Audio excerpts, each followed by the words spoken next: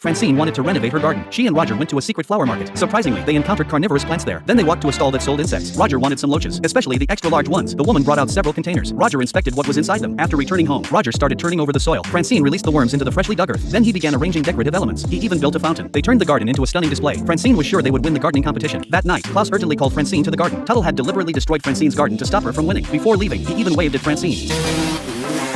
Suddenly, Francine remembered something. She began pouring an unknown liquid onto the soil. Klaus asked where it came from. Francine said it was a special fertilizer. Suddenly, a sunflower stood straight up. 5 hours passed. The garden returned to how it looked before. Francine decided to rest before the competition. After they went inside, a strange rumbling sound came from underground. A hole appeared in the ground and swallowed their goose. When Francine woke up, she looked at the garden. The sight left her stunned. The plants had grown wildly out of control. Klaus suspected they had used too much fertilizer because his tail had only touched a bit of the residue, and it had also become gigantic. Francine noticed a huge hole. A sense of dread came over her. Outside, the gardening competition had begun. Suddenly, the mutated worms burst out from underground. They devoured many people. Francine climbed onto the roof to avoid the worms. She saw Tuttle still nearby, cleaning up the wreckage. Francine decided to save him. She climbed down to the ground using the vines. She grabbed Tuttle's leaf blower and threw it aside. The worms rushed toward the source of the noise. Tuttle realized that these creatures tracked sound. He started his motorcycle and led all the mutants away. Francine called Roger. She instructed him to wait on a certain road and to bring an industrial rototiller. Roger arrived driving the massive machine. Tuttle guided the worms toward the rototiller's path. The rototiller started up. Klaus was terrified of being crushed. Tuttle, on the other hand, was full of confidence. He threw Klaus forward, using him as a launching ramp as he leaped into the air. Klaus barely avoided the rototiller's blades. The mutated worms were shredded into pieces. I get it!